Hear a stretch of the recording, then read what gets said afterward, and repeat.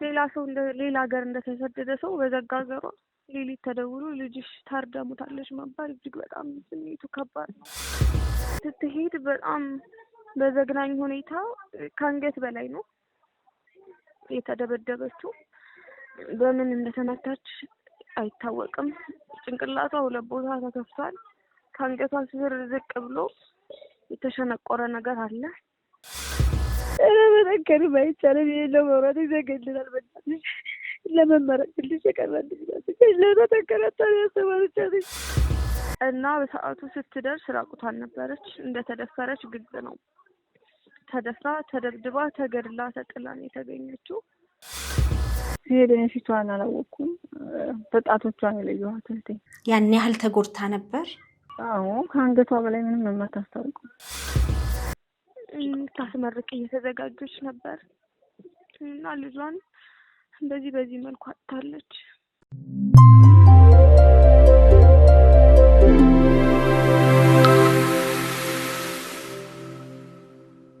በሶሻል ሚዲያ ከፍተኛ መነጋገሪያ የሆነውና የብዙዎችን ልብ የሰበረው የ21 ዓመቷ ወጣት አሳዛኝ የሆነው የሊዛ አሟሟት እጅግ በሚያሳዝን ሁኔታ ሊዛ ስልክ ለማሰራት ወጥታ ታክሲ ባለመኖሩ በእግሯ ወደ ጓደኛዋ ቤት እየሄደች እያለ ነው በድንገት ጥቃት የደረሰባትና ለከፋ ጉዳት ተዳርጋ ሆስፒታል ስትደርስ ሕይወቷ ያለፈው ስትል የቅርብ ጓደኛዋ ትናገራለች።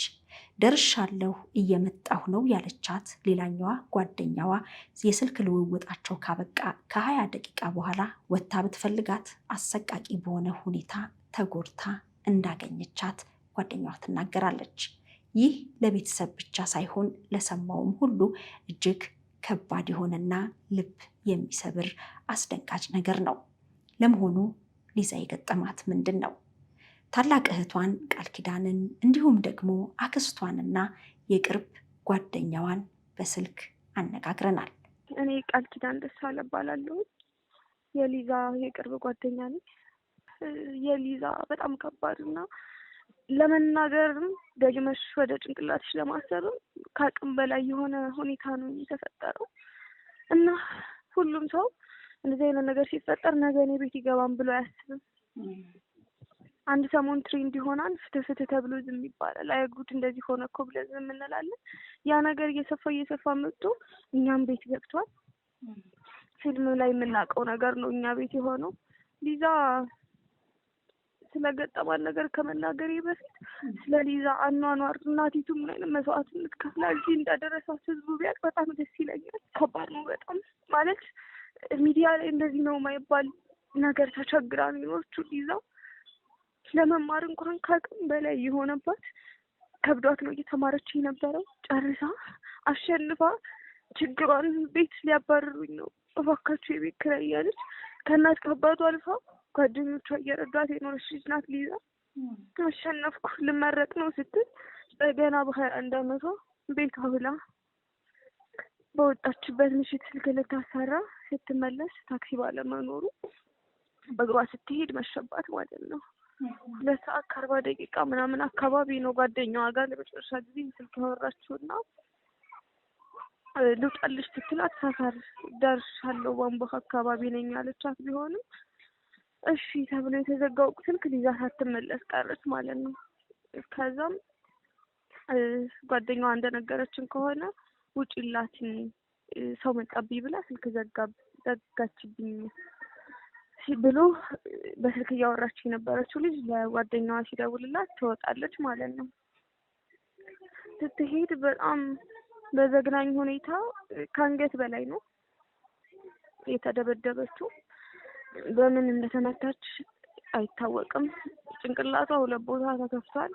ከአንገቷ ስር ዝቅ ብሎ የተሸነቆረ ነገር አለ እና በሰዓቱ ስትደርስ ራቁቷን ነበረች። እንደተደፈረች ግልጽ ነው። ተደፍራ ተደብድባ ተገድላ ተጥላ ነው የተገኘችው እና ያለው ነገር ይሄን ይመስላል። በጣም ተሰቃይታ ነው የተማረችው። እናቲቱ ብዙ መስዋዕትነት ማለት በጣም ብዙ ማለት ነው ከምታስቢው በላይ እጅግ በጣም ብዙ መስዋዕትነት ከፍላ ነው እዚህ ያደረሰቻት። አልሆነም ልጄን አስመርቃለሁ ስትል ሌላ ሀገር እንደተሰደደ ሰው በዘጋ ሀገሯ ሌሊት ተደውሎ ልጅሽ ታርደሙታለች መባል እጅግ በጣም ስሜቱ ከባድ ነው። ታስመርቅ እየተዘጋጀች ነበር እና ልጇን በዚህ መልኩ አጥታለች። እኔ ለሊዛ አላዝንም፣ ለእናቷ ነው የማዝነው። እጅግ በጣም ከባድ ነው ለእናቷ። ጓደኛዋ የደረሰችበት ሰዓትና እሷ የመጨረሻ ስልክ የተነጋገሩበት የጊዜ ልዩነት ምን ያህል ነበር?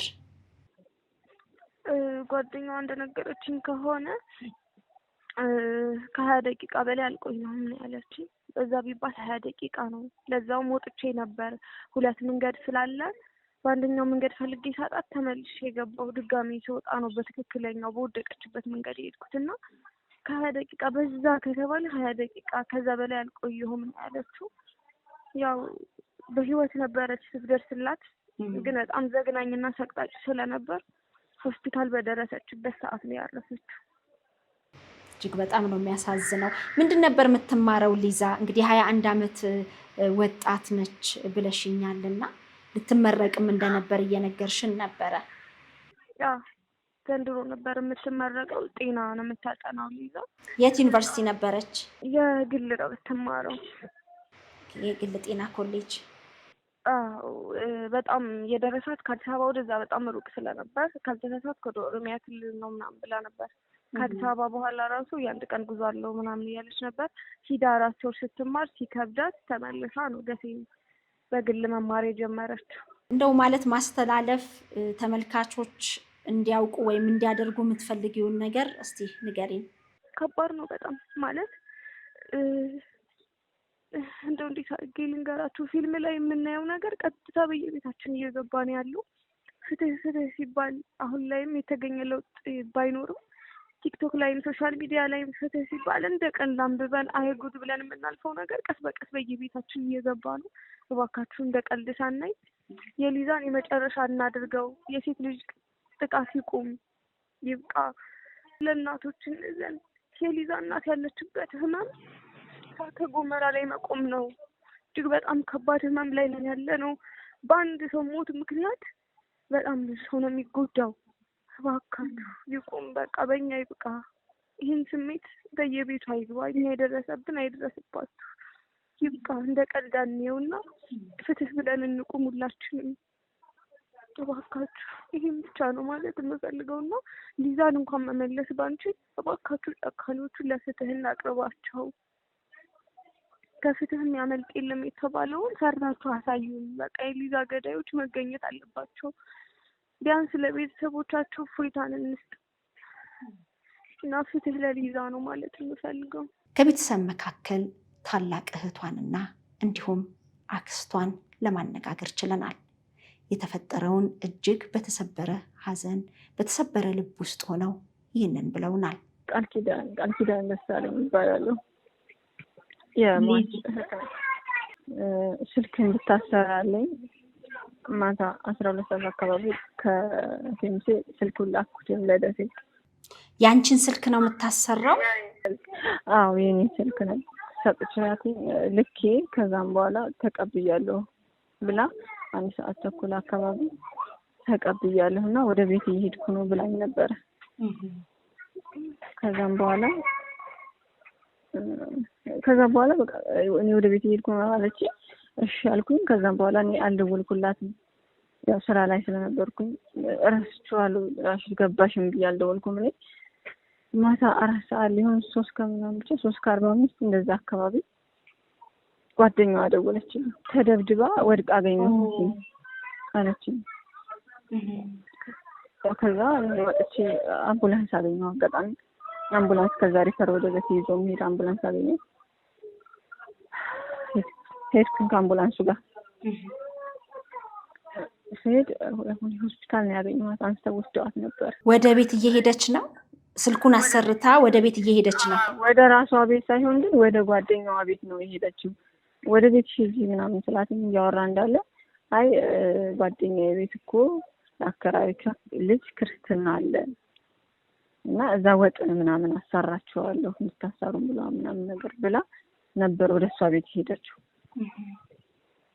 እሺ ብዬ ምንም አላልኳትም። እንደው ጊዜው ነው ስላሰብ ሄደች። ከዛ በኋላ ያው ደውላ እንደለችኝ ሆስፒታል አገኘኋት። በቃ ሄደን ፊቷን አላወቅኩም። በጣቶቿን የለየኋት እህቴ። ያን ያህል ተጎድታ ነበር? አዎ ከአንገቷ በላይ ምንም የማታስታውቀው። በጣም ያሳዝናል።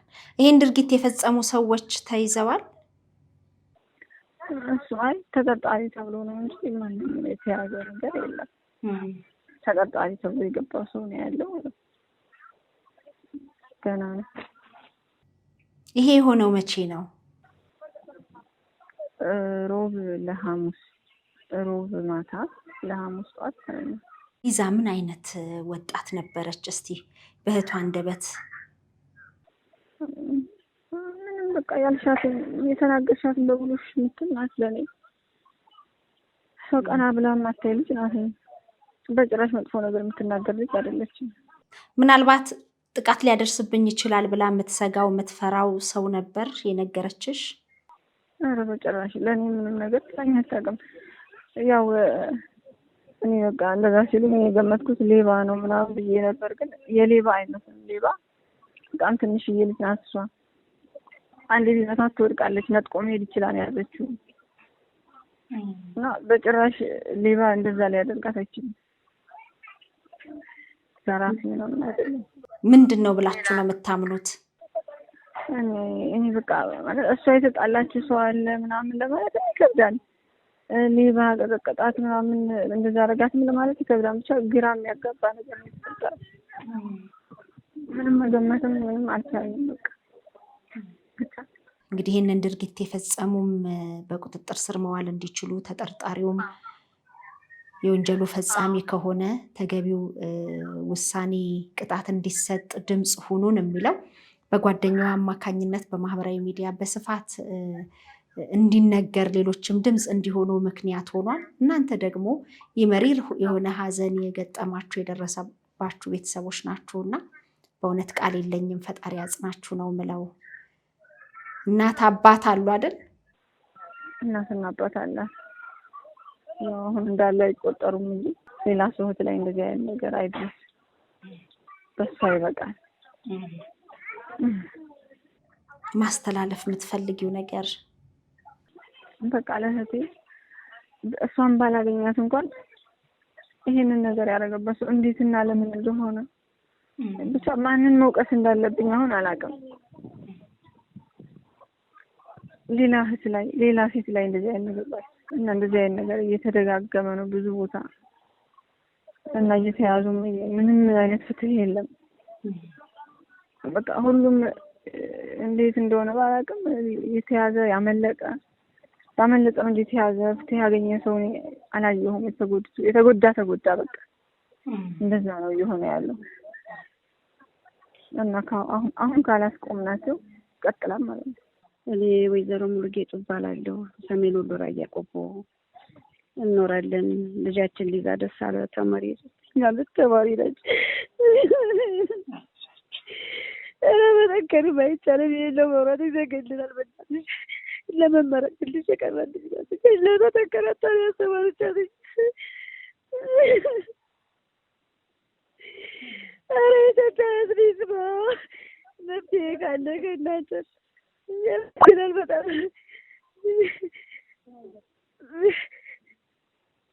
ድሽሩ እያደረባት ነው የምትማረው። ሲገኝ ይገኛል፣ ሳይገኝ በመከራ ነው። እባክሽን መፍትሄ የሚገኝ ከሆነ ደስ ይለናል።